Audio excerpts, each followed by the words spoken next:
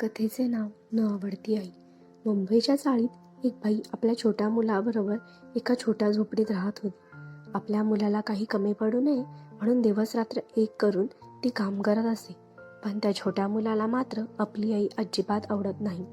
तो तिचा तिरस्कार करत असतो, कारण तिचा अर्धा चेहरा भाजलेला होता. त्यामुळे ती भेसूर दिसत असते. आईला तो शाळेतही येऊ देत नसतो.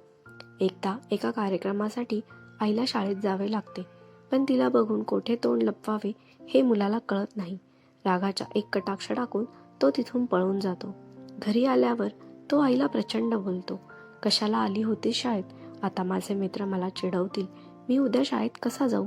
तू मला अजिबात आवडत नाहीस, वगैरे वगैरे. आई काहीच बोलत नाही. आपण आईला खूप बोललो याचे मुलाला काहीही वाटत नाही. रागाने तो नुसता धुसमसत असतो.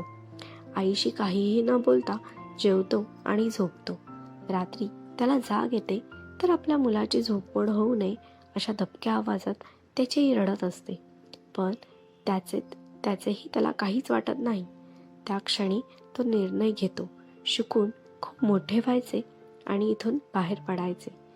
त्याप्रमाणे तो खूप अभ्यास करतो आणि उच्च शिक्षण घेण्यासाठी देशाच्या बाहेर येतो. नामवंत विद्यापीठातून पदवी मिळवतो. मोठ्या कंपनीत मोठ्या हुद्द्यावर काम करू लागतो. एका सुंदर मुलीशी त्याचं लग्न होतं. त्याला एक मुलगा एक मुलगी होते. आता त्याचं कुटुंब पूर्ण होतं, कारण हे सुंदर चित्र बिघडवणारी त्याची आई तिथे नसते. तो तिला जवळजवळ विसरून गेलेला असतो. तो अतिशय सुखात असतो.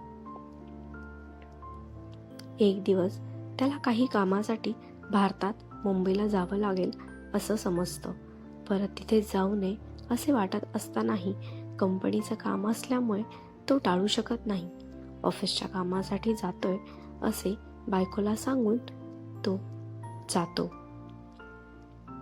काम संपल्यावरती कुठल्या तरी एक अनामिक ओढीने त्याची पावले त्याच्याही नकळत त्याच्या झोपडीकडे वळतात.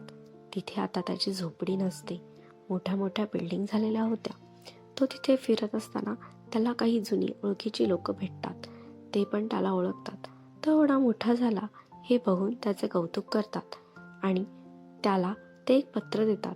ते त्याच्या आईचे पत्र असते. तो ते पत्र उघडतो आणि वाचू लागतो. आईने लिहिलेलं असतं, तुला जेव्हा हे पत्र मिळेल तेव्हा मी नसेल. मी खूप आयुष्य जगले, पण तू कधीतरी येऊन मला भेटावंस अशी माझी खूप इच्छा होती. आशा होती की तू कधीतरी येशील. ही जाळलेली तुझी आई तुला आवडत नाही. मी अशी का आहे असेही तू मला एकदा विचारले होतेस. तेव्हा तू खूपच लहान होतास म्हणून मी तुला काहीही उत्तर दिले नाही. पण आज सांगते, बाळा, तू लहान असताना आपल्या झोपडीला आग लागली होती. तेव्हा मी बाहेर काम करत होते, पण तू आत होता. तुला वाचवताना एक जळकं लाकूड माझ्यावर पडलं आणि माझा चेहरा जळला. मला तुझा खूप अभिमान आहे.